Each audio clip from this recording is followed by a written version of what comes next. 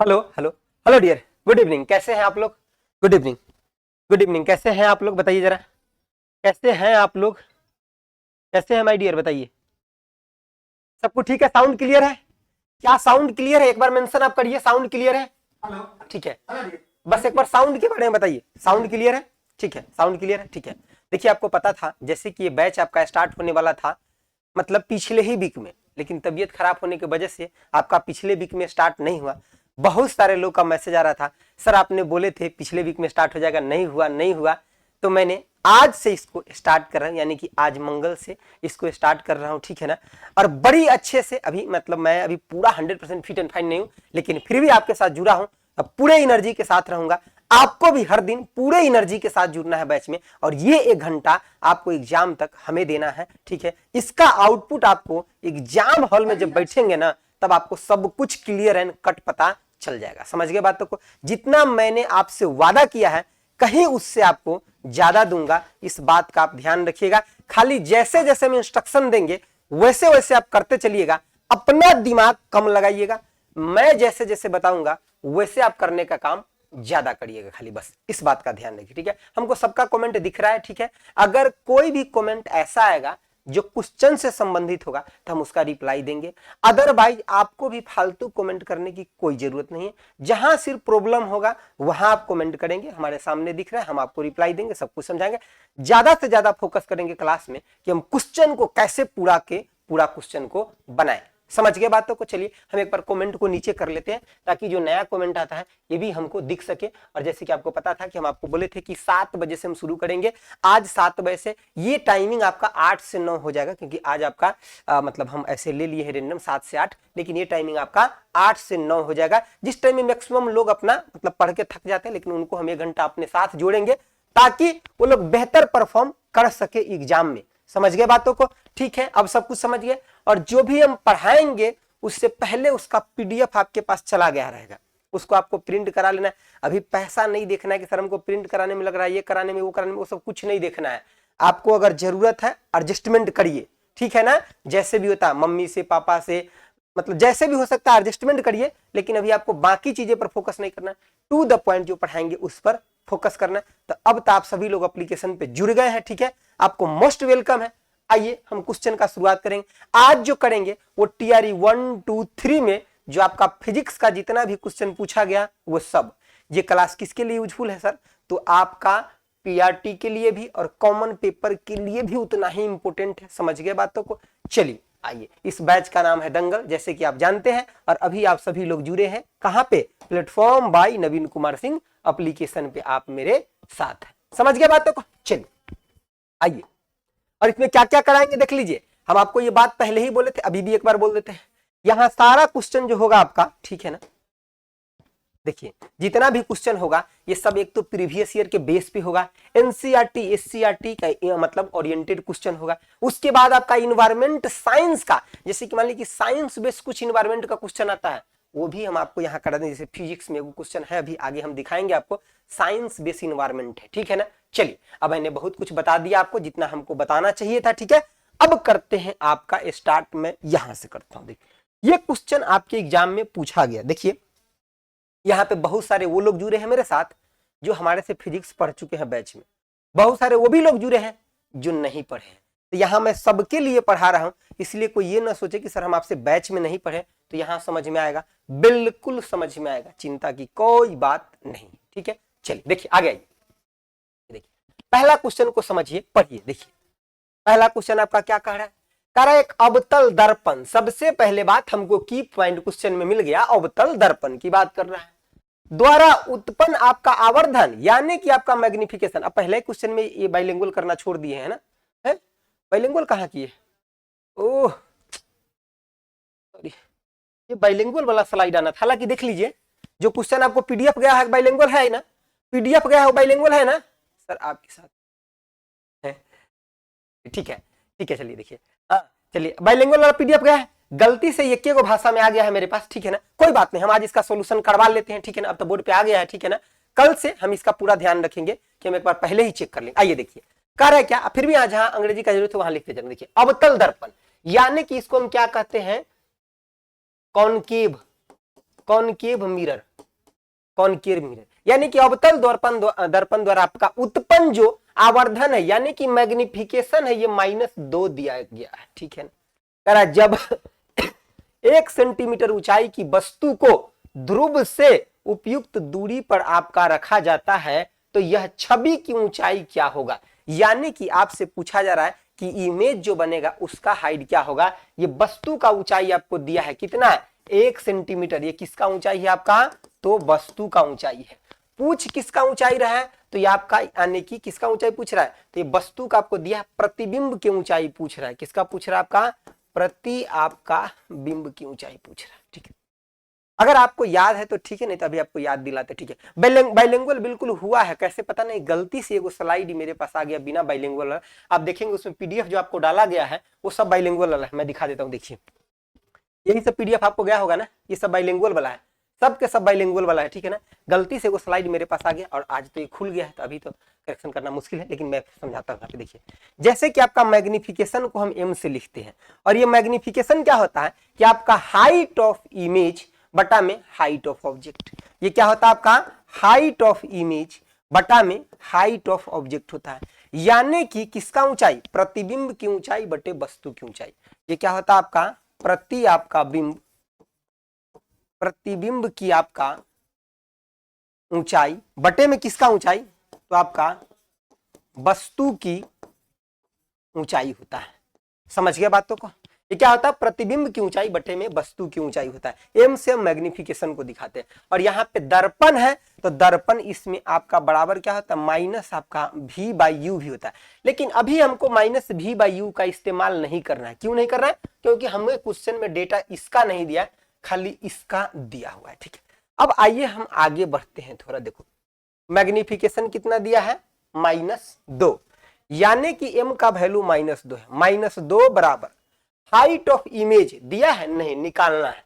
Height of object यानी कि वस्तु का ऊंचाई आपको दिया है 1 सेंटीमीटर, तो हाइट ऑफ इमेज बटा में आपका कितना 1 हो जाएगा। 1 इसका दिया हुआ है, हाइट ऑफ ऑब्जेक्ट दिया है। ठीक है, यानी कि आप बोल सकते हैं कि सर हाइट ऑफ इमेज बराबर माइनस आपका 2 सेंटीमीटर। अब देखिए ये प्रतिबिंब की ऊंचाई हो गया। अब किसी भी चीज का ऊंचाई कभी नेगेटिव नहीं होता है, तो सर यहाँ माइनस साइन क्या दिखा रहा है, माइनस साइन ये दिखा रहा है कि ये उल्टा बना हुआ है। जैसे कि मान लीजिए धरती को रिफरेंस ले लीजिए, तो अभी हम कैसे खड़ा है सीधा, और इसी धरती को रिफरेंस लेकर के हमको नीचे की तरफ उल्टा दीजिए, या किसी चीज को नीचे की तरफ उल्टा दीजिए वही रिफरेंस से नीचे, तो वो हाइट तो हमारा यही रहेगा जितना है, लेकिन उसमें नेगेटिव साइन लग जाएगा। क्या दिखाएगा कि वो नीचे की तरफ जा रहा है। समझिए बात, जैसे यहां समझिए, देखिए जैसे कि मान लीजिए अगर ये दर्पण अवतल है, देखिए अगर ये मैं यहाँ पे थोड़ा सा इरेज कर रहा हूँ, यहाँ हमारे पास जगह कम है, ये वस्तु का मतलब आप समझिए। देखिए ये हमारा अवतल दर्पण है। कौन सा दर्पण है, अवतल दर्पण। और ये अवतल दर्पण में डियर ये आपका क्या है समझिए, ये आपका पोल हो गया, ये हो गया फोकस, और ये हो गया सेंटर ऑफ आपका कर्वेचर हो गया। अभी इन सब चीजों से क्वेश्चन को कहीं कोरिलेट नहीं कर रहा है, सीधे बोल रहा है कि हम इसमें पोल से आगे वस्तु को कहीं रख रहे हैं, तो हम यहाँ पे फोकस और सेंटर ऑफ कर्वेचर को हटा दे रहे हैं। कहीं पे भी वस्तु को आपको रख दिया, तो ये ऊपर की तरफ जो माना, ये मान लीजिए क्या हो गया आपका वस्तु की ऊंचाई, ये हो गया क्या आपका वस्तु की आपका ऊंचाई हो गया। ठीक है, तो ये ऊपर जो बना सीधा जो रखे, एक मतलब क्या हो गया आपका पॉजिटिव हाइट, और जो नीचे बना इसका मतलब क्या हो गया नेगेटिव हाइट। तब वस्तु आपका कहीं यहां बना, ठीक, और ये आपका 2 सेंटीमीटर का आपका बना, लेकिन नीचे की तरफ है इसीलिए क्या बोलते हैं नेगेटिव। ठीक है, समझ गए बातों को, तो यही है। तो क्वेश्चन में सिर्फ हाइट पूछा गया था, तो आंसर आपका क्या हो जाएगा, यानी कि ऑप्शन बी 2 सेंटीमीटर हो जाएगा। आपको मैग्निफिकेशन के लिए ये वाला फॉर्मूला याद रखना। अभी बहुत सारे ऐसा और क्वेश्चन आएगा जहाँ पे इमेज फॉर्मेशन का क्वेश्चन आएगा, हम आपको सब कुछ सिखाते चलेंगे। यहाँ से आप इतना बात को सीखिए। ठीक है, आगे बढ़े। किसी को इसमें कोई डाउट, एक का ऑप्शन बी होगा। ठीक है सविता, ठीक है, चलिए इसमें कोई डाउट किसी को कोई डाउट नहीं ना, कोई भी डाउट होगा क्वेश्चन नंबर के साथ। हाँ सही है सविता, आपका आंसर सही। ठीक है, क्वेश्चन नंबर के साथ आप हमको लिखेंगे सर इस नंबर क्वेश्चन में हमको डाउट है, नहीं तो हम आगे बढ़ेंगे। बढ़े आगे। ये आपका 2 सेंटीमीटर क्या आया, प्रतिबिंब की ऊंचाई। ये क्या है आपका, प्रति आपका बिंब की ऊंचाई है। समझिएगा बातों को, ठीक है। और सब लोगों से रिक्वेस्ट ये है कि आप लाइव में ही देखिएगा, ठीक है, जितने भी लोग अभी जुड़े, ठीक है। आगे आइए, दूसरा नंबर क्वेश्चन देखिए क्या कर रहा है। कह रहा आपका कि किसी वस्तु के वेग में परिवर्तन की दर नियत है, यानी कि वेग में जो परिवर्तन हो रहा है वो नियत है, यानी कि आपका कांस्टेंट है। जैसे कि मान लीजिए जिस स्पीड से जा रहा है वो एकदम बिल्कुल कांस्टेंट है, मतलब वो बदलता नहीं। चेंज जो हो रहा है ना, ये हर जगह आपका बराबर चेंज हो रहा है, यानी कि यूनिफॉर्म है, नियत है।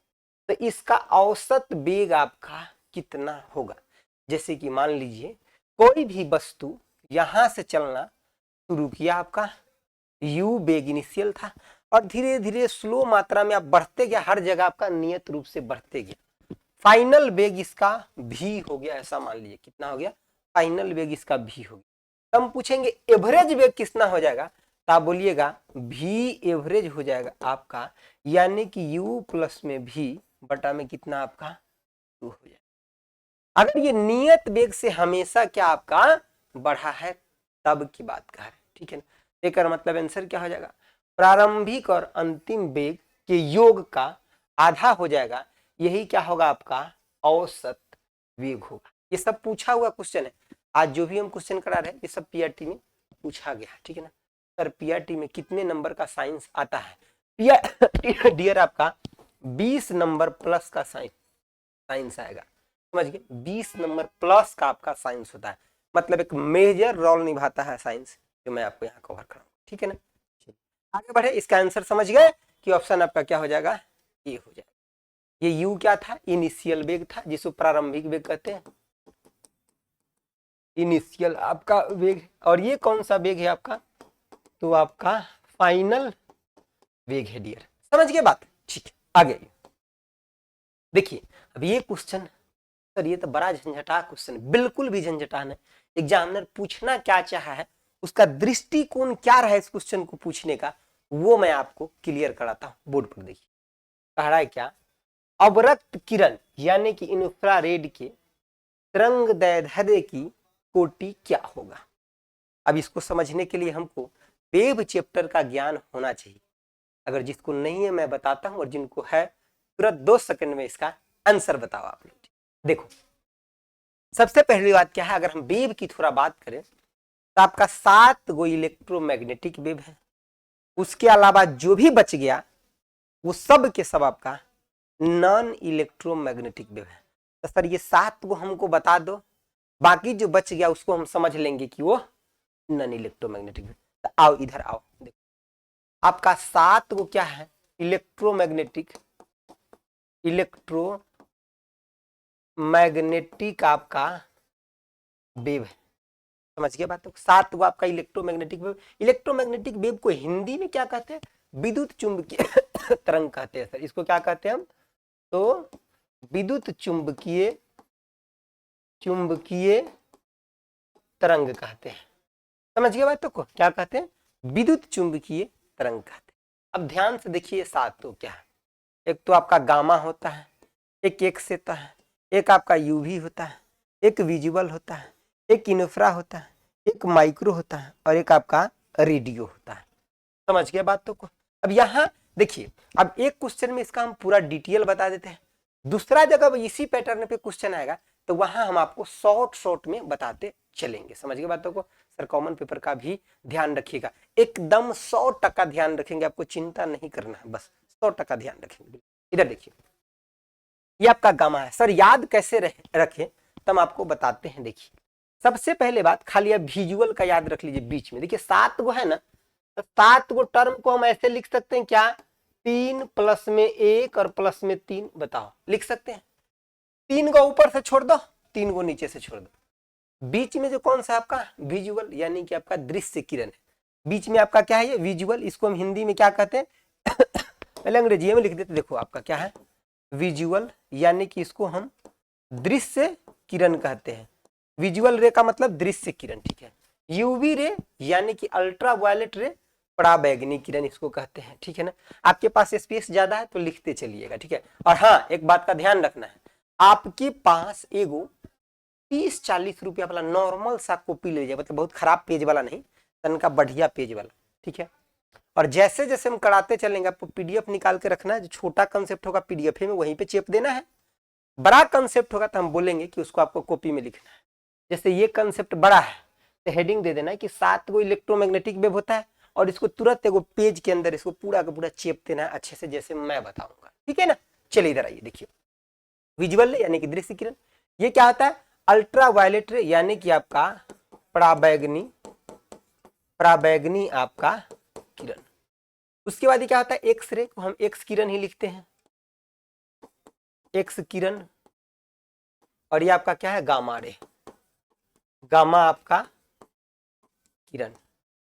उससे नीचे है इंफ्रारेड, इंफ्रारेड को क्या बोलते हैं, अवरक्त किरण। बताओ, इंफ्रारेड को क्या बोलते हैं, अवरक्त। और माइक्रो को क्या बोलते हैं, सूक्ष्म किरण। और रेडियो को रेडियो अवरक्त किरण, इसको क्या बोलते हैं, अवरक्त किरण। और माइक्रोवेव को क्या बोलते हैं, सूक्ष्म, सूक्ष्म आपका, सूक्ष्म क्या, तरंग। और इसको क्या बोलते हैं, तो रेडियो तरंग कहते हैं।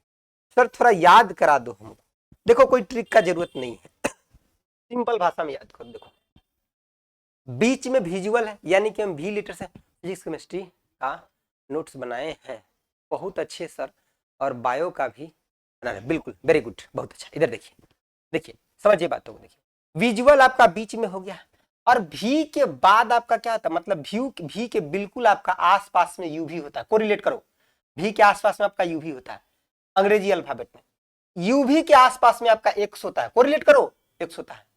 और एक्स के आसपास में आपका क्या होता है, वाई होता है। अरे गामा है, लेकिन थोड़ा देर के लिए याद करने के लिए इसको वाई समझ लो, की दिक्कत है, कोई दिक्कत नहीं, वाई समझ लो। तो समझ गया कि 3 गो ऊपर याद हो गया, सर बीच में विजुअल के ऊपर यूवी, ओकरा बाद सर एक्स, और उसके बाद क्या, बोलो बोलो बोलो, गामा यानी कि वाई सर। अच्छा देखो यहाँ अंग्रेजी अल्फाबेट लगभग बढ़ते क्रम में गया है, नीचे आओ, नीचे भी अंग्रेजी अल्फाबेट बढ़ते क्रम जाए। देखो विजुअल हो गया वी, और देखो उसके बाद आई आ गया, आई के बाद आता है एम, और एम के बाद क्या आता है आर। ये नाम तो तुमको पता ही, खाली सीक्वेंस से ना लगाना है। तो देखो विजुअल, विजुअल के बाद सर यूवी, मेरे साथ प्रैक्टिस करो, विजुअल, उसके बाद यूवी, यूवी के बाद एक्स, एक्स के बाद क्या, गामा यानी कि वाई, और विजुअल से नीचे इंफ्रा यानी कि आई, आई के बाद एम आएगा सर, और एम के बाद क्या आएगा, आर आएगा। समझ गया बातों को, तो ये सब हो गया। अब देखो इसका वेव लेंथ जो होता है डियर, ये 10⁻⁻14 मीटर से 10⁻4 मीटर तक होता है। यहां से ये शुरू होता है और यहां तक आता है। एक मतलब सर आप ये कहना चाहते हैं कि वेव लेंथ नीचे की तरफ इसमें बढ़ता है, हाँ बढ़ता है। आओ इधर देखो, वेव लेंथ जो होगा नीचे की तरफ, लेमडा आपका क्या होता है, तो बढ़ता है। सर ये बात तो हमको समझ में आ गया, खाली सीक्वेंस याद रखना है। इसमें से मान लो पूछेगा, कोई भी 4 को धर दिया, हम सबसे पहले सीक्वेंस को चेपेंगे कॉपी में, 2 सेकंड लगेगा, नीचे की तरफ डंडा गिराएंगे, बोलेंगे नीचे आएगा, यानी कि वेव लेंथ लेमडा आपका बढ़ रहा है। लेमडा आपका क्या है, यही है आपका वेव लेंथ। समझो बातों को, वेव लेंथ, लेंथ इसको हम हिंदी में यानी कि तरंग दैर्ध्य कहते हैं। हिंदी में क्या कहते हैं डियर, तरंग दैर्ध्य कहते हैं, ठीक है ना। अब समझो बातों को, हाँ अब नीचे वेव लेंथ बढ़ रहा है, खाली वेव लेंथ नीचे बढ़ रहा है, और एक बात आपको और याद रखना है, बाकी सब चीज ऊपर बढ़ेगा। देखो जैसे कि इसका पूछेगा एनर्जी किधर बढ़ेगा, ऊपर, एनर्जी किधर बढ़ेगा, ऊपर। सर इसका फ्रीक्वेंसी यानी कि ऊर्जा, एनर्जी मतलब क्या आपका ऊर्जा, सर क्या फ्रीक्वेंसी यानी कि आवृत्ति किधर बढ़ेगा, आवृत्ति किधर बढ़ेगा यानी कि फ्रीक्वेंसी, फ्रीक्वेंसी किधर बढ़ेगा, ये ऊपर बढ़ेगा। पेनिट्रेटिंग पावर, भेदन क्षमता किधर बढ़ेगा, ऊपर बढ़ेगा। देखो एक क्वेश्चन में कंसेप्ट बता रहे हैं, अब ये क्वेश्चन जहां भी आएगा तुमको यहीं से सीधे कोरिलेट कराएंगे। हर क्वेश्चन में ये सब लिखना पॉसिबल नहीं है बाबू, पहले कान खोल के सुन लो। एक क्वेश्चन नहीं सीखा, बाकी सब क्वेश्चन में करवा देगा। देखो पेनिट्रेटिंग पावर यानी कि आपका भेदन क्षमता, भेदन क्षमता क्या होगा, ऊपर की तरफ ही आपका बढ़ेगा। बात समझ गए? ठीक है सर, एनर्जी कैसे बढ़ेगा? देखो एनर्जी जो होता है E इक्वल टू में hc/में लेमडा होता है, ठीक है। h होता है प्लैंक्स कांस्टेंट, c होता है स्पीड ऑफ लाइट, यानी कि एनर्जी आपका इनवर्सली प्रोपोर्शनल होता है लेमडा के, इसीलिए लेमडा नीचे बढ़ रहा है तो एनर्जी किधर बढ़ेगा, ऊपर बढ़ेगा। सर आवृत्ति क्या होता है? तो देखो v इक्वल टू में n लेमडा आपने पढ़ा होगा, यानी कि n बोलो या f बोलो, आवृत्ति को छोटका f से भी लिखते हैं या n से भी लिखते हैं, ठीक है ना।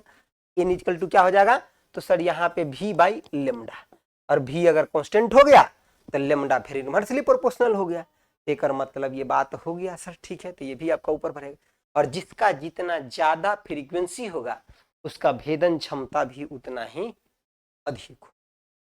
अच्छा सर इस क्वेश्चन का इससे क्या मतलब है, बताते हैं ना, रुको ना। देखो बोर्ड पे देखो, ध्यान से देखो। अब हमको वेवलेंथ खाली इसका याद रखना है, समझो बातों को। सर इसका वेवलेंथ कितना होता है?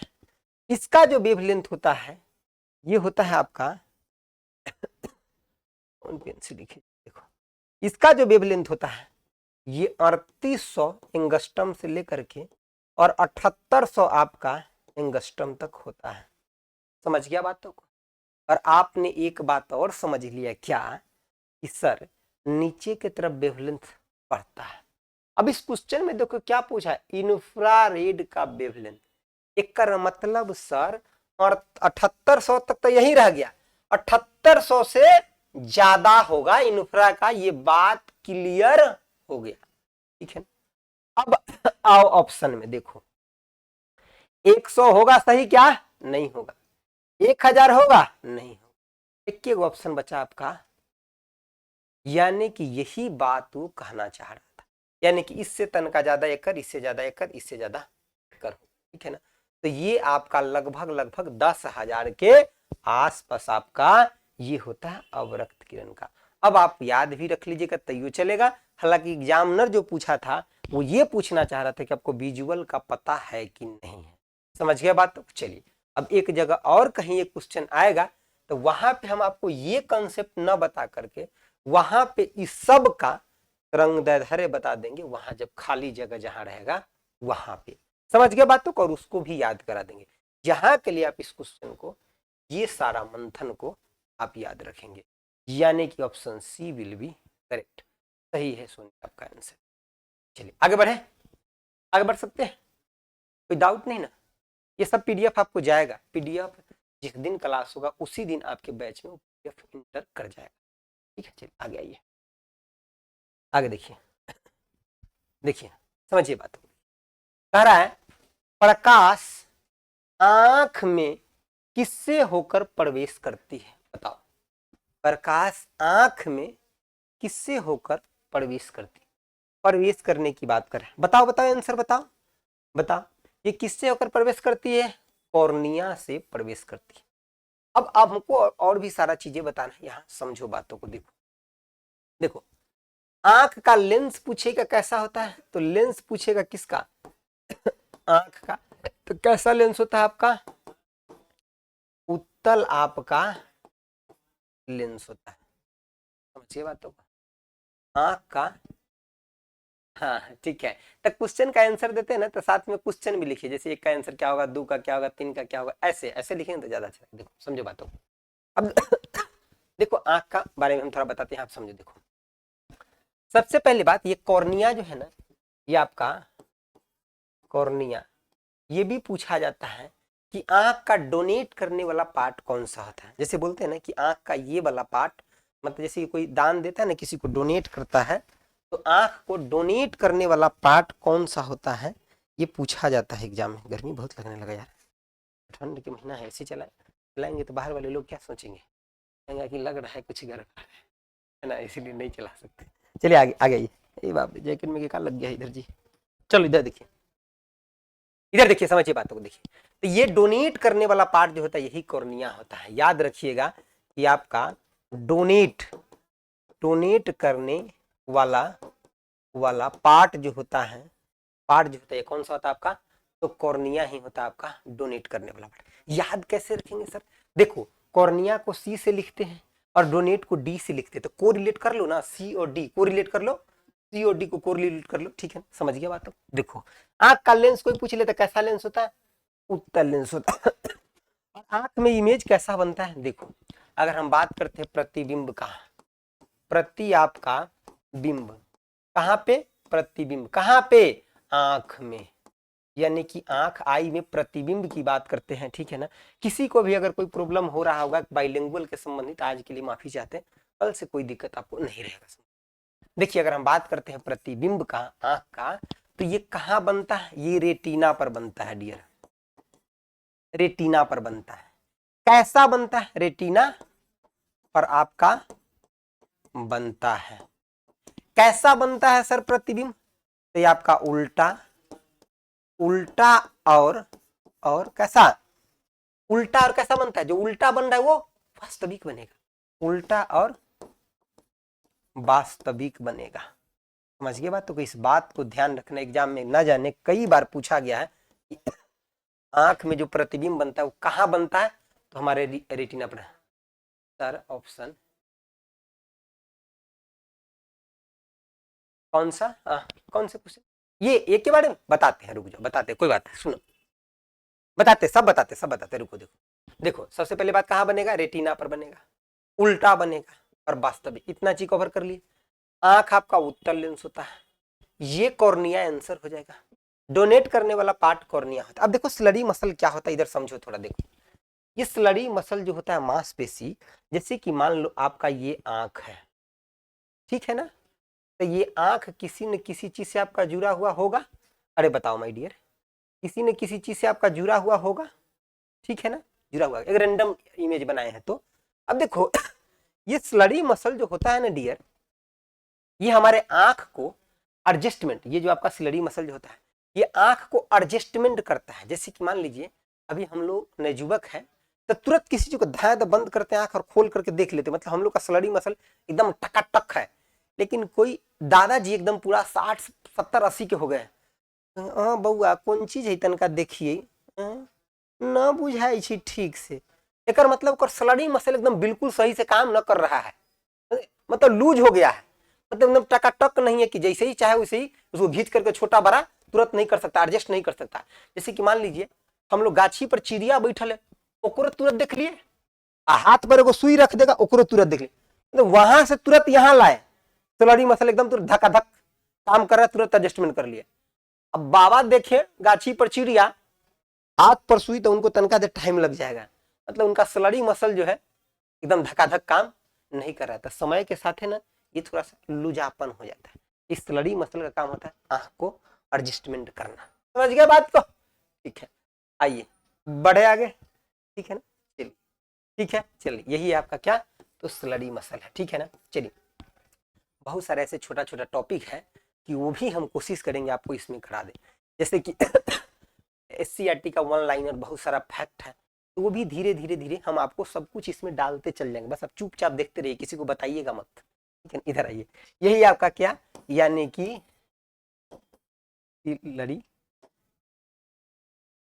क्लियरी आपका मसल है। समझ गया बात? तो चलिए आगे आइए, देखिए हाँ उम्र पर डिपेंड करता है, ठीक बात है। चलिए आइए आगे देखिए, आगे समझिए बात को। देखिए कहा निम्नलिखित में से आपका कौन सा आर्किमिडीज के सिद्धांत पर आपका आधारित नहीं है? बताओ आर्किमिडीज के सिद्धांत पे कौन आपका आधारित नहीं है, बताओ। देखो जैसे ही भी पानी में किसी चीज का डूबना, छताना, उपलाना, बहना, ये सब कुछ आ जाए, मारो ठोको आर्किमिडीज। अभी सबसे हट के हैं तब टेंशन नहीं हो। अब देखो आप करा जहाज और पनडुब्बी की डिजाइन आर्किमिडीज प्रिंसिपल पर होता है, क्योंकि वो पानी में ही चलता है। रे बाबा पानी में चलता है, तो किसके बेस पे होगा? आर्किमिडीज के। इनके बेस पे नहीं होगा, डूब जाएगा। सर ये तो हाँ देखो अब यंग को हो रहा है किस लिए?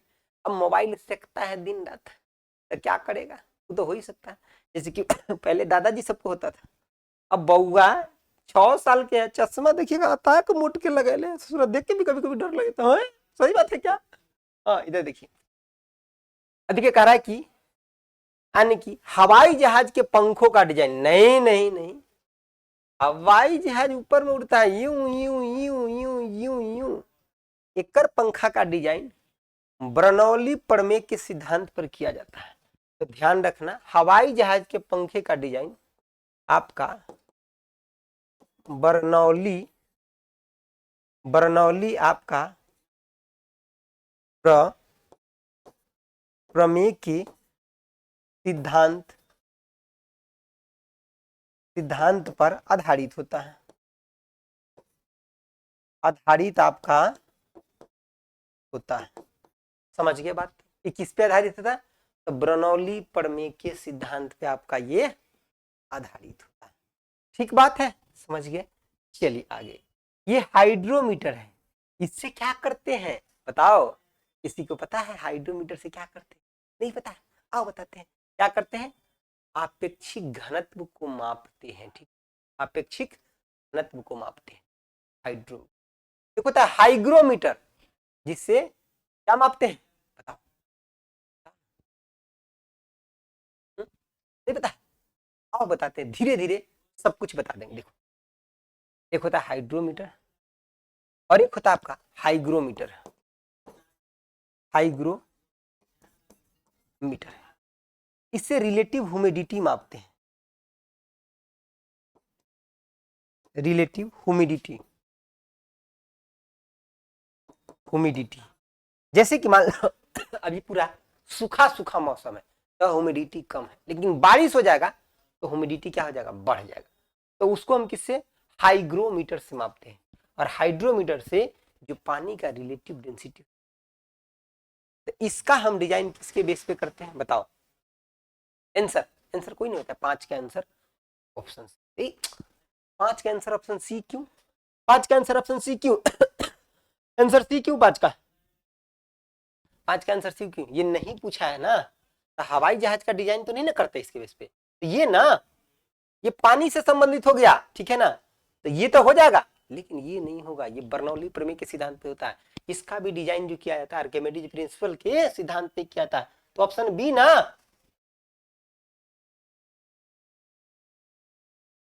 आर्द्रता। हाँ ठीक है, आता ह्यूमिडिटी का मतलब आर्द्रता ही होता है।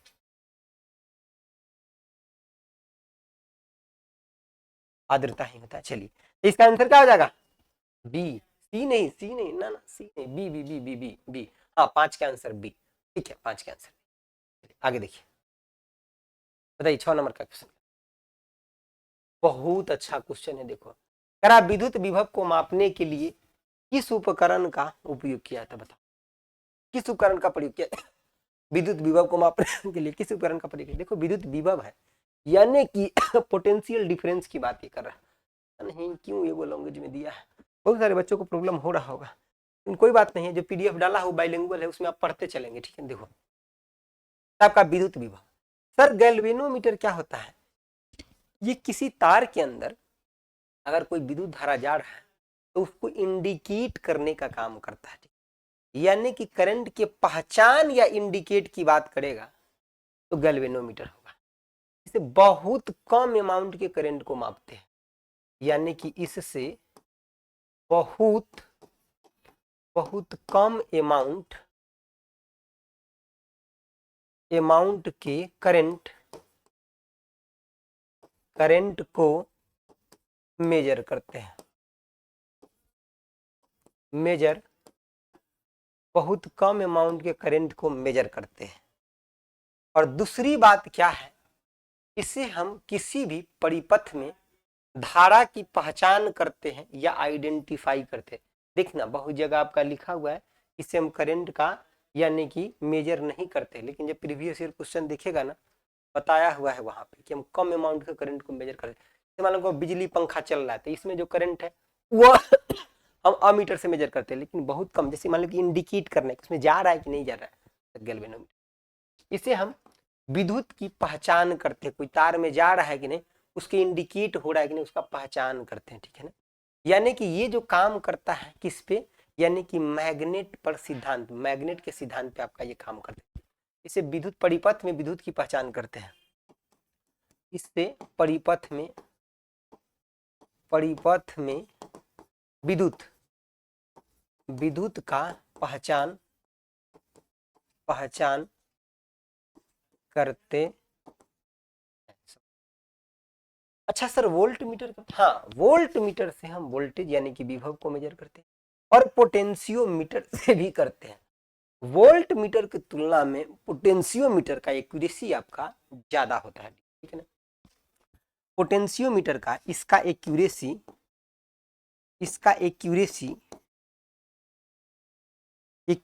आपका ज्यादा होता है। एक्यूरेसी आपका क्या होता है, थोड़ा ज्यादा होता है। एक मतलब सर बीओ सही है और सीओ सही है, हाँ सर दोनों सही है। तो फिर ठोको आंसर क्या, ऑप्शन डी, यानी कि एक से अधिक आपका सही। लेकिन गैल्वेनोमीटर के बारे में भी स्पेशल क्वेश्चन एग्जाम में पूछा गया, ध्यान रखिएगा कि परिपथ में धारा के पहचान करना हो, क्या करना हो, पहचान करना हो या इंडिकेशन देखना हो तो इसका यूज करेंगे गैल्वेनोमीटर। बहुत कम अमाउंट का करंट को मेजर करना हो तभी भी गैल्वेनोमीटर, ठीक है ना। चलिए option D will be correct, ठीक है ना। ठीक है, ओके रमिता आपका भी आंसर सही है, ठीक। और रुचि का भी आंसर सही है, वेरी गुड। नहीं गलत है आपका, गलत है, हाँ 6 का डी होगा, डी होगा, ठीक है, बी नहीं डी। आइए 7 नंबर देखिए, सर आपका विद्युत यानी कि चुंबकीय क्षेत्र क्या है। समझिए इधर आइए, मैं बताता हूँ चुंबकीय क्षेत्र। मान लो अगर ये कोई चुंबक है, ठीक है, इसका अगर एक नॉर्थ पोल है और इसका साउथ पोल, इसका मतलब यहां से मैग्नेटिक फील्ड लाइन निकलेगा और यहां तक आएगा, यहां से निकला यहां तक आया, यहां से आपका निकला यहां तक आया, यहां से निकला यहां तक आया। तो ये मैग्नेटिक फील्ड लाइन का दिशा तो है सर, हाँ हम तो बोल रहे हैं दिशा है, हम कहाँ बोले नहीं है। देखो नॉर्थ से निकल रहा है और साउथ जा रहा है, तब बाहर में मैग्नेटिक फील्ड लाइन का दिशा क्या होता है, नॉर्थ से साउथ। लेकिन इसके मैग्नेट के अंदर में क्या होता है, साउथ से नॉर्थ होता है। ये दोनों बात याद रखना। बाहर में मैं एक नोट डाल करके एक बात लिख देता हूं आपको, नोट डाल करके एक बात देखो, देखो बाहर में मैग्नेटिक फील्ड लाइन का दिशा, बाहर में मैग्नेटिक फील्ड लाइन का दिशा कहां से कहां होता है, नॉर्थ से साउथ। इसका मतलब क्या है, नॉर्थ से साउथ होता है, समझ गए बातों को, नॉर्थ से आपका साउथ होता है। लेकिन रुक जाओ, 2 नंबर में लिखो, अंदर में मैग्नेटिक फील्ड लाइन का दिशा साउथ से नॉर्थ होता है। अंदर में मैग्नेटिक आपका फील्ड लाइन का दिशा क्या होता है आपका, ओए सर पता चल गया हमको, साउथ से नॉर्थ होता है। दोनों क्वेश्चन एग्जाम में पूछा गया है पहले, अलग अलग एग्जाम में, ये दोनों आपको याद रखना है। मैक्सिमम लोग यही पढ़ के बैठ जाता है, नॉर्थ से साउथ। अरे अंदर वाला कौन देखेगा, आपको ही देखते हुए चलना है, समझिए बात। आइए अब हमको बताइए जरा आंसर बा क्या होगा। देखिए डियर हमको लगता है पूरा क्वेश्चन हम नहीं खींच पाएंगे, लेकिन जितना खींचेंगे आप बने रहिए, ठीक है ना। चलिए कोई बात नहीं, अभी हम बने हैं, ठीक है, आप चिंता नहीं करना आपको। देखिए ये क्या हो जाएगा, सदिश। देखो सदिश राशि का मतलब क्या है, जिसके साथ मैग्नीट्यूड और उसका डायरेक्शन दोनों। देखो सदिश कहने का मतलब क्या है कि आपका मैग्नीट्यूड और डायरेक्शन आपका दोनों हो, ठीक है ना, आपका दोनों हो, ठीक है ना, मैग्नीट्यूड और डायरेक्शन दोनों हो, तो यानी कि चुंबकीय क्षेत्र क्या आपका होगा, सदिश मात्रक होगा, ठीक है ना, ठीक है, बाहर में, ठीक है, बहुत अच्छा, ठीक है ना, समझ गए बात। अदिश राशि का मतलब क्या होता है, मात्रक का मतलब जिसका ओनली मैग्नीट्यूड हो, क्या हो, ओनली मैग्नीट्यूड हो, ठीक है ना, ओनली आपका मैग्नीट्यूड हो, दिशा का कोई जरूरत नहीं है, दिशा का कोई जरूरत नहीं है। समझ गए डियर? ठीक है ना? चल समझ गए बात? समझ गए? चलिए आगे बढ़े। आगे आगे अब आपका आ गया प्रिज्म का क्वेश्चन। कह रहा है क्या? प्रिज्म से गुजरने पर सबसे अधिक प्रवर्तित, बहुत आसान क्वेश्चन है, मतलब सबसे ज्यादा आपका परिवर्तित कौन सा होगा? आइए मैं समझाता हूं आपको प्रिज्म के बारे में। एक भी क्वेश्चन आज के बाद आपको प्रिज्म से नहीं छोड़ना, मतलब नहीं छोड़ना। आओ इधर देखो, ये मान लो कि हम प्रिज्म बना देते हैं। देखो ये हम प्रिज्म बना दिए, मेरा एक भी क्लास अगर कोई छोड़ा तो आपका सारा कंसेप्ट नहीं खराब हो गया तो फिर जान लेना, क्योंकि जो कंसेप्ट यहाँ बताए हैं हम रिपीट आगे नहीं, इसका यूटिलाइज करेंगे। समझ जाओ इतना बात तो। देखो इधर, देखो ये मान लो कि कोई भी आपका श्वेत प्रकाश जा रहा है। अब जब ये श्वेत प्रकाश प्रिज्म में जाएगा, ये आपका प्रिज्म है, मतलब, और ये बाहर में आपका क्या था? तो हवा था। माध्यम बदला, यानी कि यहाँ पे अपवर्तन होगा और ये 7 रंग में आपका टूट जाएगा। सबसे ऊपर में क्या होगा? आपका रेड, और बाकी आपका नीचे में 6 गो और कलर होगा। अब देखो हम मान लो कि 6 गो अलग अलग कलर से बना भी देंगे, तो आपके पास तो एक को पेन है, तो एक को से बनाइएगा। ठीक है, लाल कम है। अच्छा चलिए हम यहाँ बताते हैं, रुकिए अभी आप समझिए। 4 गो हो गया, 5 गो, 6 गो, 7 गो। समझ के बात तो देखिए, अब यहां से फिर से ये बाहर आएगा डियर, बाहर आएगा। ठीक है डियर, देखो यहाँ पे बाहर में जो आएगा हम रेंडम बना देते हैं थोड़ा सा, क्योंकि मशीन तो है नहीं कि एग्जैक्ट बनेगा। ठीक है, हम रेंडम थोड़ा सा आपको बनाते कि पर्दे पर हम इसको प्राप्त कर सकते। अब देखो इस 7 वो कलर कौन है सर, सी बताओ हमको। हाँ ये तो हम आपको दिखा दी है, जब बताएंगे सबसे बेस्ट बात उस 7 कलर के बारे में। देखो अंदर में जो घटना जो ये हुआ ना, जो 7 कलर में टूटा प्रिज्म के अंदर, इसको क्या कहते हैं? वर्ण विक्षेपण कहते हैं, यानी कि डिस्पर्सन कहते हैं। ठीक, इस घटना को, इस टूटने की घटना को क्या कहते हैं? यानी रुको ऐसे लिख देंगे तो आपका गड़बड़ा जाएगा बाद में। इस घटना को क्या कहते हैं? यानी कि इस घटना को क्या कहते हैं? यानी कि वर्ण विक्षेपण कहते हैं। वर्ण विक्षेपण का मतलब आपका डिस्पर्सन कहते हैं। ठीक है ना? घटना को पूछा जाता है प्रिज्म के अंदर जो अलग अलग कलर में जो चीजें टूट जाता है, उस टूटने की घटना को क्या कहते हैं? तो आप क्या बोलेंगे आज के बाद? वर्ण विक्षेपण। और आज हम, ठीक है कोई बात नहीं, अभी हम आपको पढ़ाते हैं जहां तक हो सकता है। ठीक है ना? खींचते, क्योंकि डॉक्टर अभी बोला है कि मतलब रेस्टे के लिए अभी 1-2 दिन के लिए। ठीक है ना? तो मतलब ऐसे भी दिन में बहुत कम ही क्लास ली है। ठीक है, आपकी इस क्लास को हम कंटिन्यू कम से कम जितना देर हो सकता है कर लेते हैं। ठीक है, देख लीजिए। Thank you. समझ के बात तो। अब यहाँ पे 7 वो कलर कौन है? देखो ROY, रॉय, जी, बीव। देखो आपको जैसे याद रखना है रख लो। ठीक है, मैं बता देता हूं, या तो इसे याद रख लो, ना तो आप कोनो ट्रिक से पहले याद रखे हैं वो भी चलेगा। देखो मैं बोलूंगा ROY, रॉय, जी, BIV, बीव। रॉय जी बीव याद रख लो, या विबगियोर याद रख लो, कुछ याद रख लो। बस याद रखना कि ऊपर में रेड और नीचे में आपका बैगनी कलर है। ये आपका कौन सा कलर है? आपका रेड। और ये कौन सा आपका? बैगनी, यानी कि वायलेट है। आपका कौन सा कलर है? आपका बैगनी। ठीक है, अब देखो यहाँ जो रेड कलर है इसका सबसे कम विचलन होता है। इसका क्या होता है? आपका सबसे आपका कम क्या होता है? विचलन होता है। और इसका कब क्या होता है? सबसे ज्यादा विचलन होता है। पूछा जाएगा आपसे, सबसे आपका सबसे ज्यादा विचलन होता है। समझ के बाद इसका प्रकीर्णन भी सबसे कम होता है। यह क्वेश्चन अगाड़ी पूछा जाएगा आपसे। देखिए ध्यान रखिए, इसका प्रकीर्णन, लाल कलर का प्रकीर्णन यानी कि स्कैटरिंग सबसे कम होता है।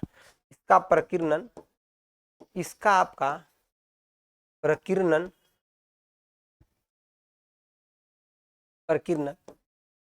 सबसे आपका कम होता है, और इसका प्रकीर्णन मैक्सिमम होता है।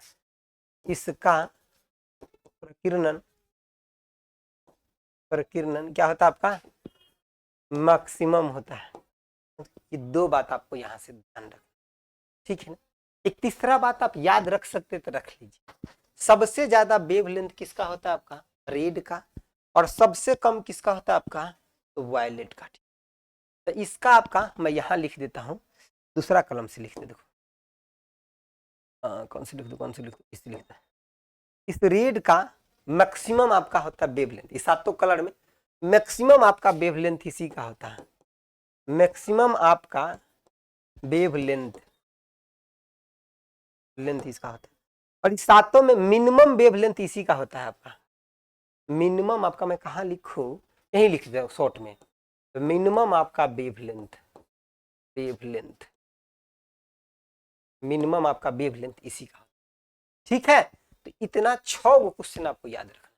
और तुरंत हम अभी थोड़ा पहले आपको क्या बताएं कि जिसका वेवलेंथ ज्यादा होगा उसका एनर्जी क्या होगा, कम होगा। एक मतलब इस लाल कलर का एनर्जी क्या होगा आपका, एनर्जी आपका कम होगा, और इसका एनर्जी क्या होगा, एनर्जी आपका ज्यादा होगा। समझ गया बात, समझ गया, आ गया समझ में। एक बार यस लिखना कि यस सर मैं समझ गया। तो सबसे अधिक अपवर्तित मतलब विचलित कौन होता है, लो आंसर मारो ठोको बैगनी होगा, कुछ नहीं होगा इसके सिवा। क्या आंसर होगा, ऑप्शन ए सर बैगनी।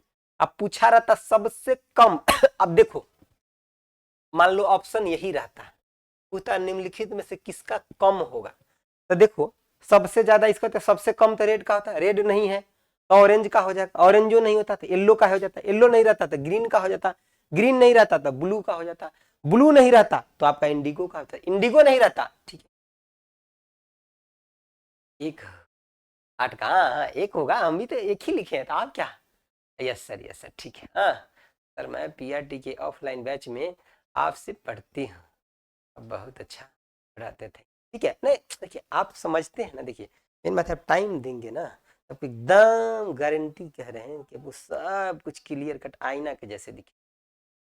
चलिए अब आगे बढ़े क्या, तो ये प्रिज्म के अंदर जो घटना हुआ इसको क्या कहेंगे, वर्ण विक्षेपण कहेंगे, समझ गए। तो और यहां पे आपका माध्यम बदला तो क्या हुआ, अपवर्तन, अपवर्तन हुआ।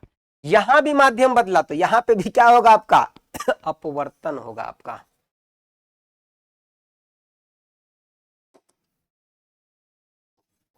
अपवर्तन होगा, समझ गए। चलिए हम आगे बढ़ते हैं, इस सब कंसेप्ट आपके दिमाग में होना चाहिए, ठीक है ना। चलिए ठीक, देखना ना 10 क्लास के बाद आप खुद ही बोलोगे कि सर आप क्वेश्चन को आगे बढ़िए आगे बढ़िए, क्योंकि सब हमको आ रहा है, अब खुद ही बोलेंगे। लेकिन हाँ 10 को क्लास पीछे वाला होना चाहिए तब, ठीक है। नहीं तो ऐसा नहीं कि पीछे अगले के 10 को छोड़ देंगे, गायब हो जाएगा, सर समझ नहीं आ रहा है क्या बता रहे हो आप, डकलोल कहेंगे। देखो पहले पीछे वाला देखो, आगे देखो, कह रहा है प्रिज्म, कह रहा है प्रिज्म द्वारा सफेद प्रकाश के परिक्षेपण में कौन सा आपका रंग अधिक विचलित होता, लो अब देखो आंसर। अब तुमको क्या लगता है हम दोबारा प्रिज्म बनाए, अधिक विचलन की बात करें, अरे दोबारा बनाओ कि आंसर ठोक दोगे, फ्री में बैच है, अरे नहीं फ्री में थोड़ा है, हो सकता आज के लिए वैसे कर दिए हो लोग, ठीक है ना, फ्री में नहीं है। चलो इधर देखो, देखो विचलित अधिकतम, जल्दी आंसर दो, अरे दो ना, सबसे कम पूछा रहता था किसका, इसका सबसे, सबसे आपका कम, और इसका बैगनी का सबसे, बोलो बोलो बोलो, अधिक आपका क्या विचलन, विचलन, ठीक है। आंसर ठोको, सबसे अधिक पूछ रहा है, अधिक पूछ रहा है, ठोको आंसर क्या, ए सब का ये आ रहा है, सब का ये आ रहा है, ठीक है ना, ठीक है ओके ओके ओके, सब का ये आ रहा है, ठीक है ना।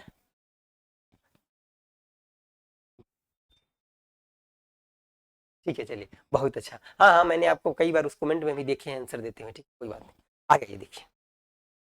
चलिए अगला क्वेश्चन बताइए, अगला क्वेश्चन बताइए, देखिए अब उसमें कोई जरूरत नहीं था विशेष कॉन्सेप्ट का, पीछे बता दिए थे।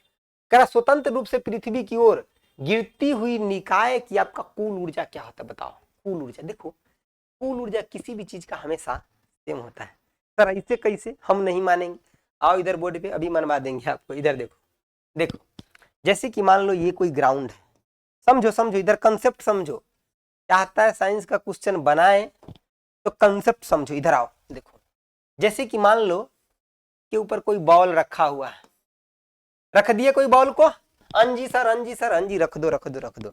अच्छा हम बोलेंगे ये बॉल रुका हुआ कि चल रहा है सर, ऊपर में रखल है तो रुका हुआ है, चल कहाँ रहा है, नहीं ना, नहीं। तो कोनो बउआ गया, मारा धक्का, अब ढ्यू ढ्यू ढ्यू ढ्यू नीचे आने लगा ना, हाँ अब मामला गड़बड़ हो जाएगा। अगर कोई भी चीज रुका हुआ है किसी हाइट पे, तो इसके पास अभी कौन सा एनर्जी है, तो सर अभी जो इसके पास है स्थितिज ऊर्जा है। कौन सा है आपका, तो स्थितिज ऊर्जा यानी कि पोटेंशियल एनर्जी है। स्थितिज आपका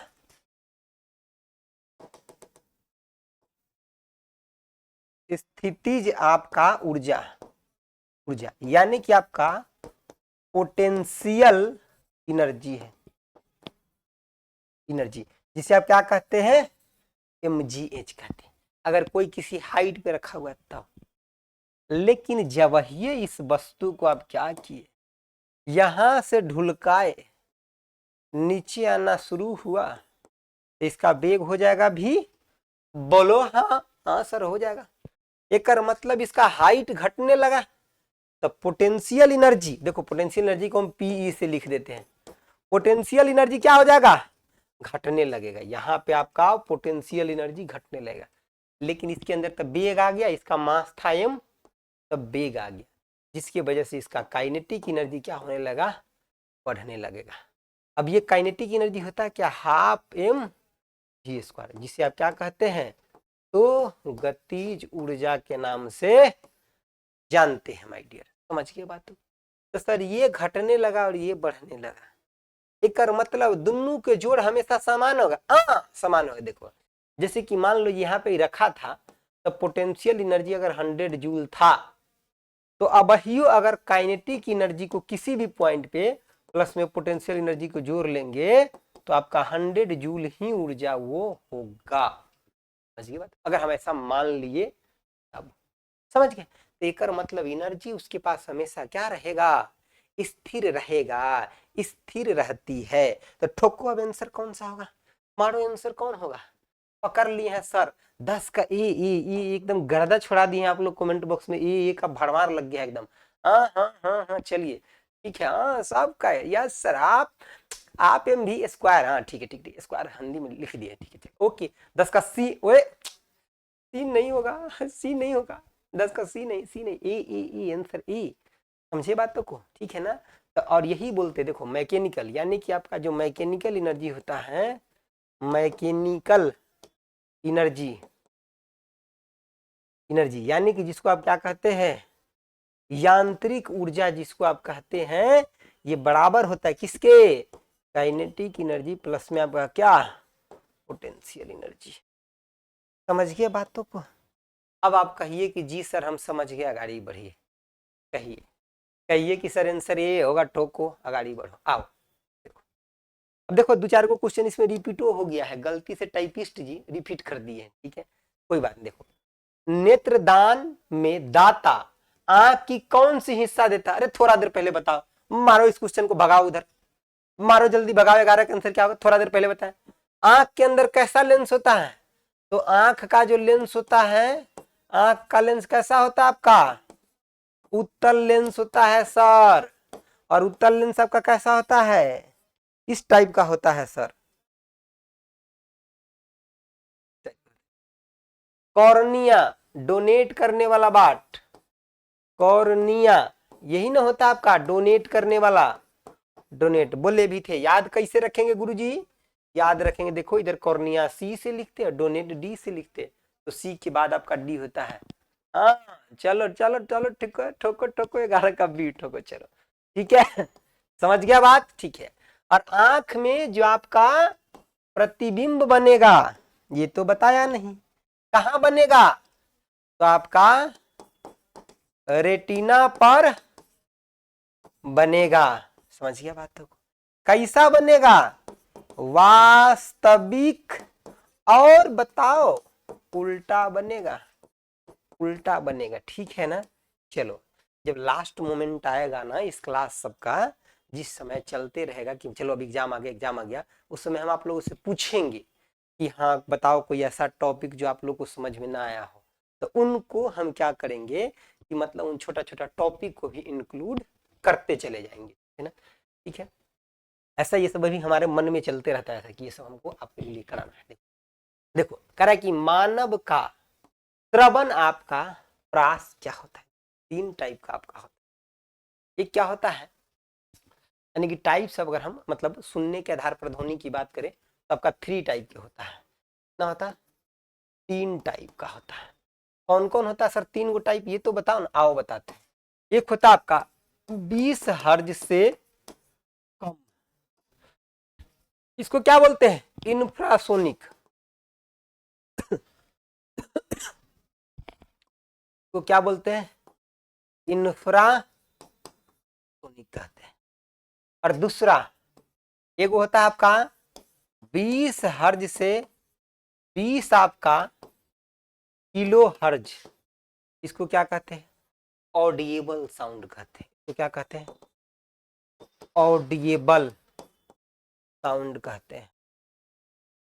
और एक होता है आपका 20 किलो हर्ज, यानी कि 20 आपका किलो हर्ज, हर्ज से ज्यादा, इसको क्या बोलते हैं, कौन सा साउंड, अल्ट्रासोनिक साउंड बोलते हैं। क्या बोलते हैं, यानी कि अल्ट्रा आपका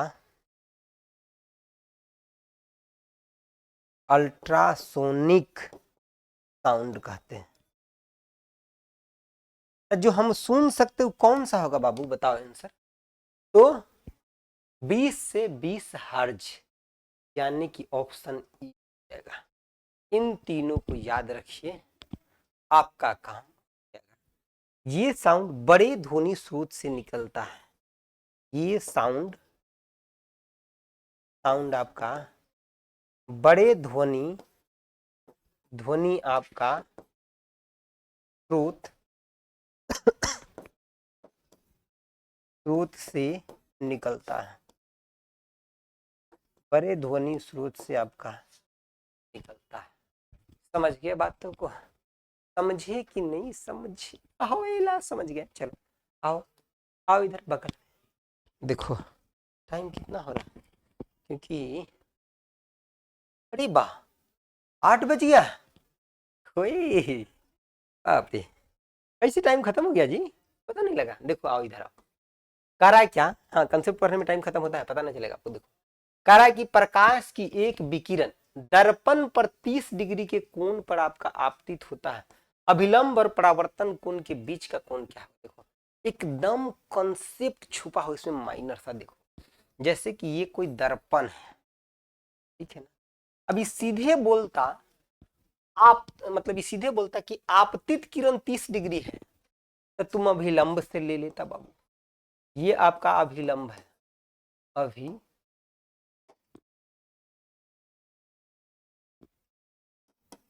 ये आपका अभिलंब है, जिसको आप क्या कहते हैं, नॉर्मल कहते हैं। ये आपका अभिलंब है, जिसको क्या कहते हैं, नॉर्मल कहते हैं। ठीक है, समझिए बात। सीधे क्वेश्चन में रहता कि आपतित किरण 30 डिग्री है, तो आपका आंसर क्या होता, इधर मेरे तरफ समझिए बातों को, तब आपका ये वाला एंगल 30 होता। लेकिन ये ऐसा नहीं कह रहा है, कह रहा है कि दर्पण पर 30 डिग्री से आता है, यानी कि इस दर्पण पे 30 डिग्री पे आता है। ये कोण 30 है, अगर ये वाला 30 है तो एक मतलब ये होता है हमारा आई, बताओ ये कितना हो जाएगा 60, तो 60 पे आया तो 60 पे जाएगा भी, तो ये होता है आपतित किरण, आपतित आपका किरण। और ये कहलाता है आपका कौन सा, तो परावर्तित, परावर्तित आपका किरण कहलाता है।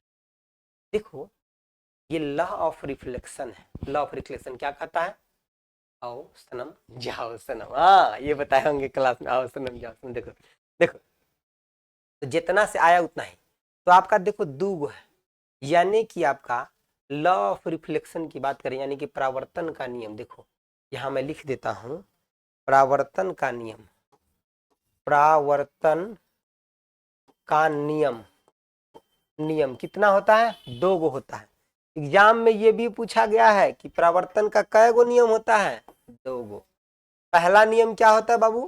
पहला नियम होता है आपतन कोण, परावर्तन कोण और अभिलंब एक ही प्लेन पर होता है। यानी कि आपतन कोण, परावर्तन कोण, अभिलंब तीनों एक ही प्लेन पर है, ठीक है।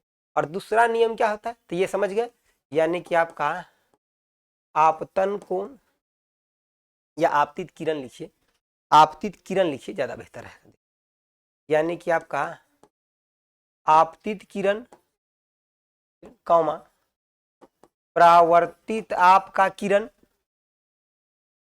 किरण और अभिलंब, अभिलंब तीनों एक ही प्लेन पर होगा, तीनों एक ही प्लेन पर होगा। समझे बात तो? और दूसरा जो आपका लॉ है क्या कहता है कि आपका I बराबर में R, यानी कि आपतित कोण का एंगल बराबर परावर्तित कोण। क्वेश्चन का आंसर ठोको, ऑप्शन कौन सा हो जाएगा? ऑप्शन आपका बी। ये दोनों नियम याद रखना है, आपतन कोण परावर्तन कोण के बराबर और तीनों एक ही। समझ गए बात? आओ आगे आओ। निम्नलिखित में से कौन सा सबसे आपका कम घर्षण होता है? देखो एक ही लाइन आप मेरा याद रखो, क्वेश्चन तो कभी जीवन में नहीं छूटे। जब ये पूछेगा आपको फ्रिक्शन यानी कि घर्षण की बात करेगा, घर्षण यानी कि आपका फ्रिक्शन, देखना एक भी क्वेश्चन नहीं छूटेगा। सबसे ज्यादा आपका कौन सा होता है? स्टैटिक फ्रिक्शन, स्टैटिक आपका फ्रिक्शन, फ्रिक्शन सबसे ज्यादा होता है। एकरा से कम कौन सा होता है? स्लाइडिंग फ्रिक्शन, स्लाइडिंग आपका फ्रिक्शन। और एकरो से कम आपका कौन सा होता है? रोलिंग फ्रिक्शन, रोलिंग आपका फ्रिक्शन। समझ गया बात तो? यस सर मैंने समझ गया बात। देखो स्टैटिक को क्या बोलते हैं? स्थैतिक घर्षण बोलते हैं। इसको क्या बोलते हैं? स्थैतिक आपका घर्षण कहते हैं। स्लाइडिंग को क्या बोलते हैं? तो सर्पी घर्षण, यानी कि सर्पी घर्षण कहते हैं। रोलिंग को क्या बोलते हैं? लोटनिक घर्षण इसको कहते हैं। क्या कहते हैं? लोटनिक, लोटनिक घर्षण, लोटनिक घर्षण कहते हैं। समझ गए बात? तो आंसर क्या? सबसे कम आपका ये होता है और ये सबसे ज्यादा, सबसे आपका ज्यादा।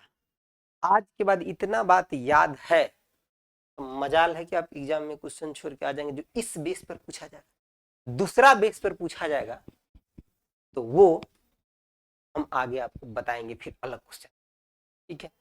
चलिए आगे आइए। किसी को खाना पीना खाने जाना तो नहीं है ना?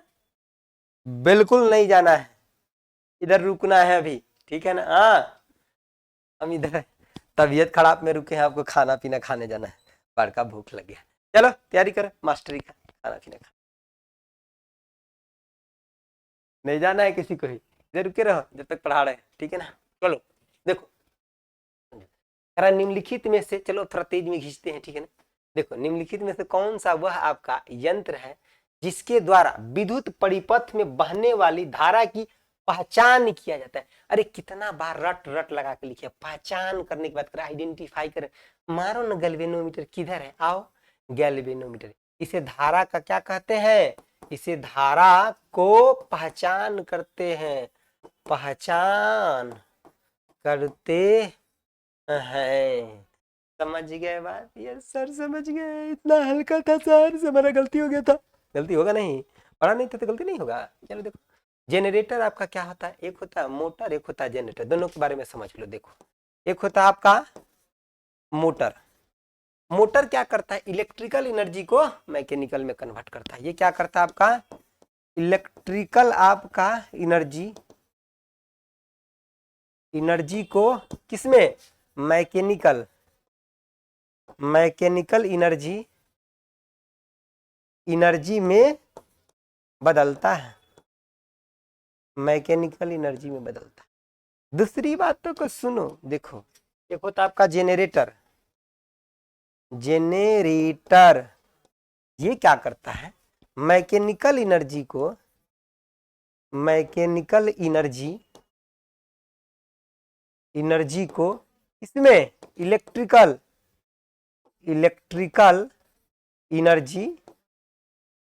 एनर्जी में बदलता है। इलेक्ट्रिकल एनर्जी में आपका क्या करता है, बदलता है। ठीक है, चलिए समझ गए। ए मीटर क्या होता है आपका, अमीटर से हम करंट को मापते हैं। ठीक, यानी कि विद्युत धारा को मापते हैं, जो ज्यादा अमाउंट होता है। पहचान करने की बात कर रहा तब अमीटर नहीं होगा, यानी कि विद्युत धारा को मापते हैं।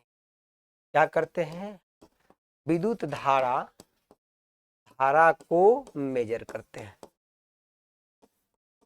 मेजर करते है बाबू। समझ गए बतिया, समझ गए। चलिए आगे बढ़े। हाँ क्या सर, थोड़ी देर रुकेंगे। अच्छा कहाँ गड़बड़ा गया, हिंदी में नहीं लिखे। अरे वही बात है, मैकेनिकल यानी कि यांत्रिक ऊर्जा। अलो आओ इधर, हिंदी में लिख दे।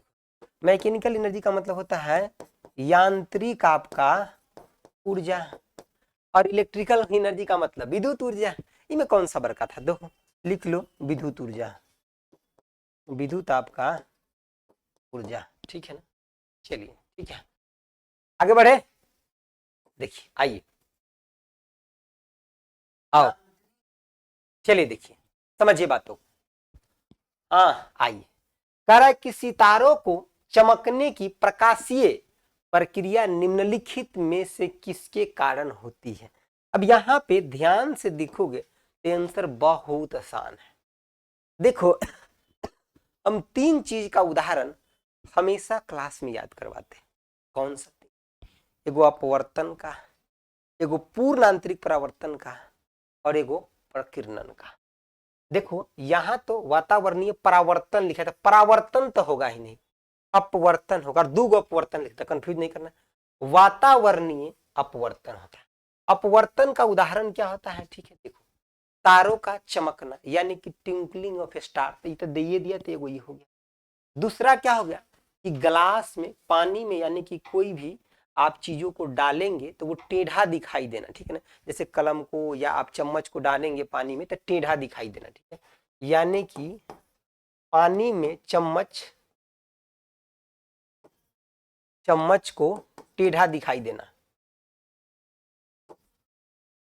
टेढ़ा दिखाई देना। और एग्जाम्पल क्या हो सकता है कि पानी में सिक्का का ऊपर उठा हुआ दिखाई देना, यानी कि अपवर्तन का उदाहरण ये सब लिख रहे हैं। ठीक है ना, यानी कि पानी में सिक्का का ऊपर उठा दिखाई देना। और बता दो, तो पानी में मछली भी ऊपर उठा हुआ दिखाई देता है। क्वेश्चन पूछता है कि मछुआरा अगर नदी किनारे बैठा है तो जहां मछली दिख रहा है वहां पे मारेगा भाला, कि उससे नीचे, तो उससे नीचे, क्योंकि दिखाई ऊपर दे रहा है कहां नीचे। तो पानी में मछली को ऊपर दिखाई देना, यानी कि पानी में मछली को, एक सेकंड, पानी में मछली को, एक मिनट लिख लेते, अच्छा से लिख देते, यानी कि पानी में मछली को ऊपर दिखाई देना, पानी में मछली को ऊपर दिखाई देना। समझ गए बात, इस क्वेश्चन का आंसर है। इतना बात आप याद रखेंगे, उदाहरण एक ये याद रखिए आप। ठीक है, दूसरा नंबर पे डियर ये याद रखिए, तीसरा नंबर पे ये याद रखिए, और चौथा नंबर पे। ठीक है, अब कहीं क्वेश्चन दूसरा आएगा, टोटल इंटरनल रिफ्लेक्शन। देखिए पूर्ण आंतरिक परावर्तन का मतलब क्या होता है, अपवर्तन का मतलब, पूर्ण आंतरिक अपवर्तन होता है, परावर्तन होता है। देखो पूर्ण अपवर्तन नहीं होता है, ठीक है ना, पूर्ण आंतरिक परावर्तन होता है, जो हम आगे उसका उदाहरण बता देंगे किसी और क्वेश्चन। यहाँ के लिए हाँ, सूर्योदय का सूर्योदय या सूर्यास्त से पहले दिखाई देना, ठीक बात है। देखो ये लिखा है इस आंसर को, अभिषेक जी थैंक यू। देखिए सूर्योदय या सूर्यास्त से पहले हमको सूर्य का दिखाई देना, ठीक है ना, यानी कि आपका सूर्योदय या सूर्यास्त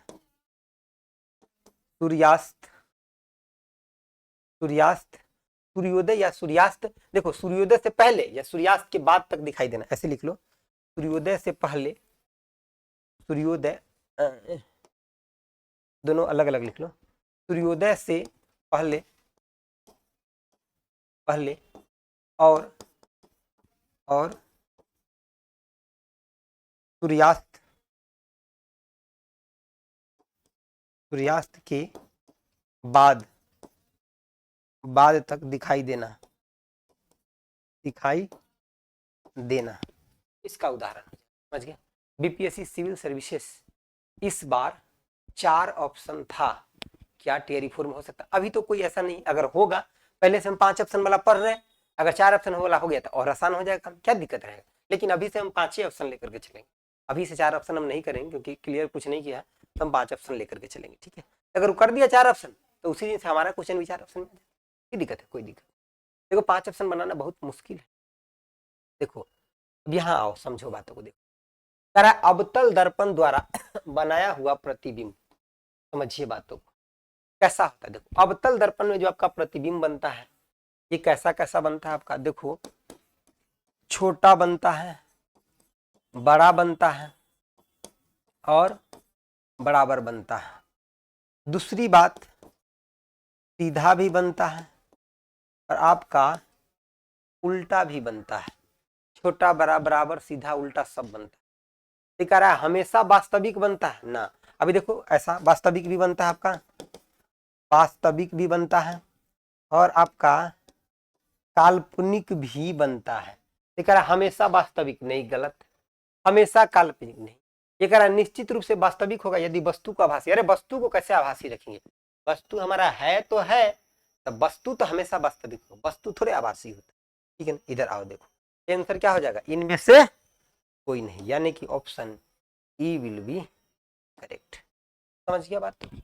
अब अवतल दर्पण में 5 गो केस ऐसा बनता है, ठीक है ना। देखो यहाँ बता देते थोड़ा समझो, अगर मान लो ये अवतल दर्पण है और ये आपका मुख्य अक्ष है, यानी कि प्रिंसिपल एक्सिस है, ये क्या है आपका, तो मुख्य आपका अक्ष है, प्रिंसिपल एक्सिस। यहाँ आपका पोल, यहाँ फोकस, यहाँ सेंटर ऑफ कर्वेचर।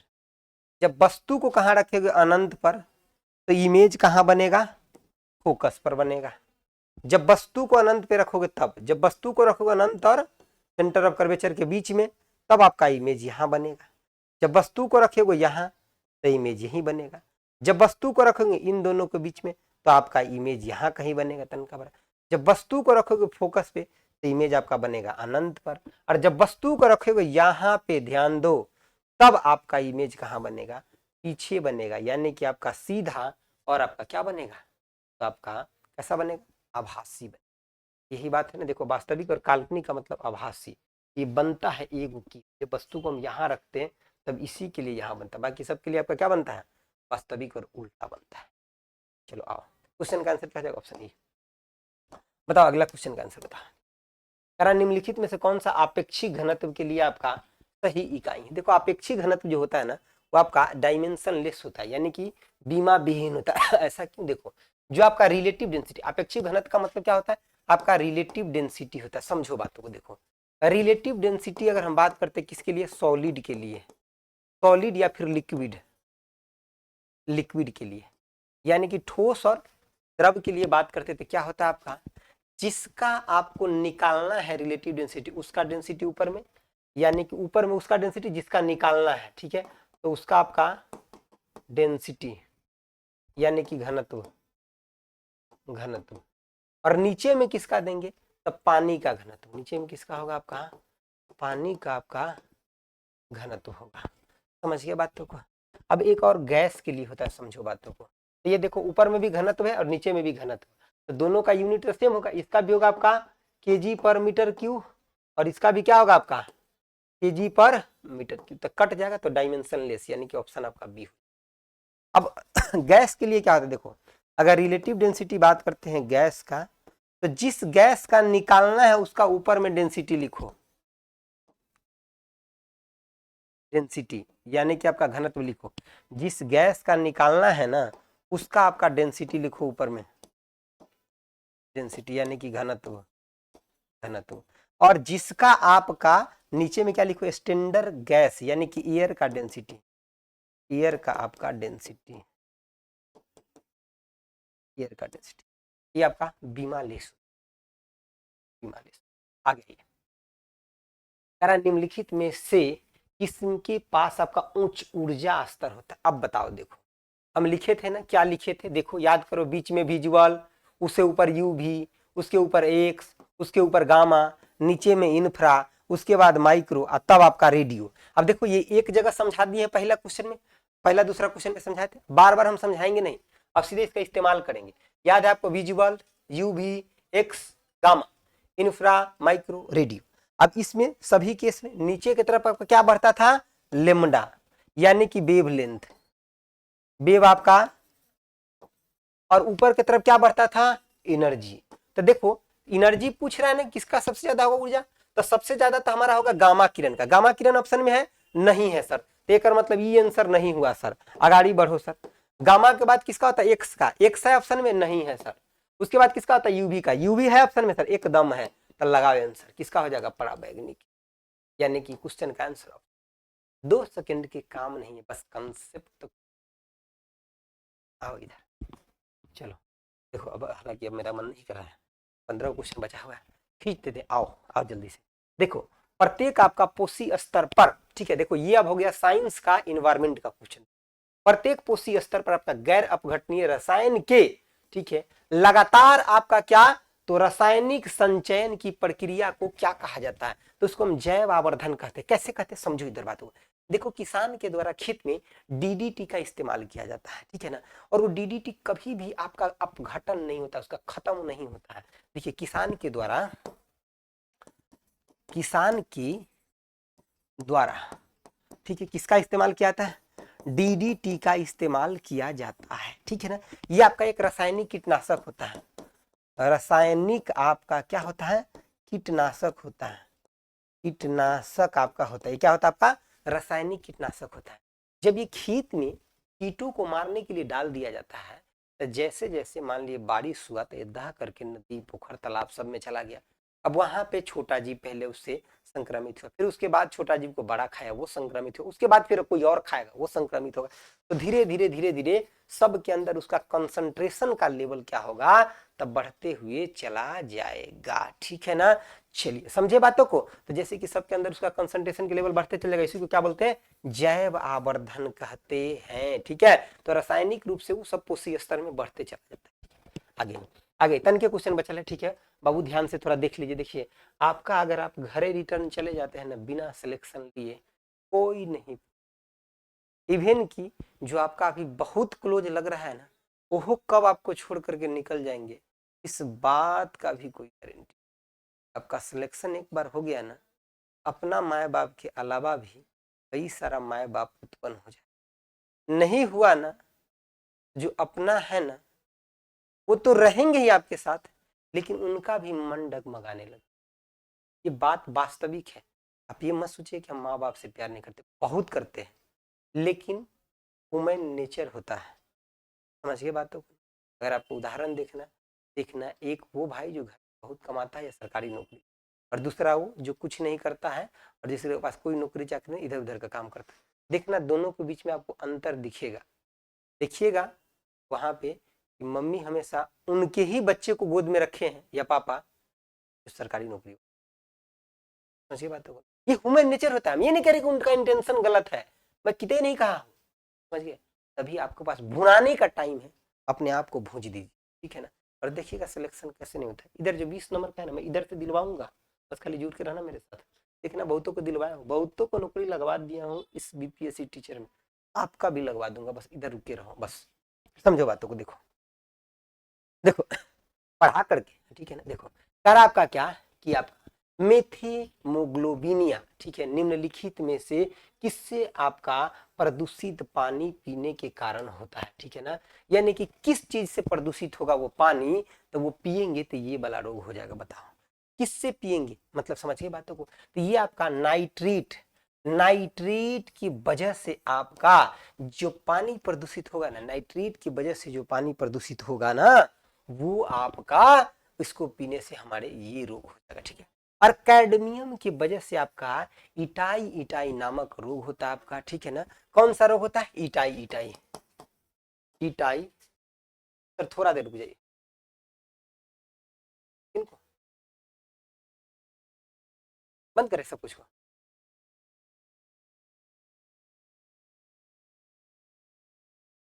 बोलिए सर, जैसा कहिए।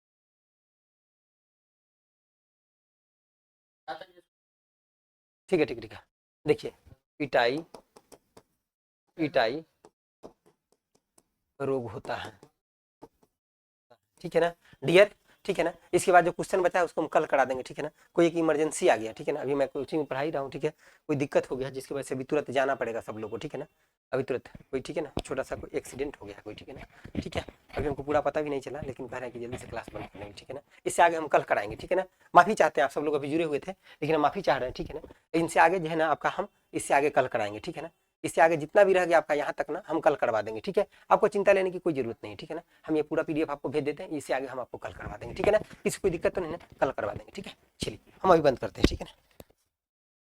आइए सर, आइए बुधन सर, बुधन सर आइए, बंद कर देते, कल करवा देंगे, बंद कर दीजिए सर।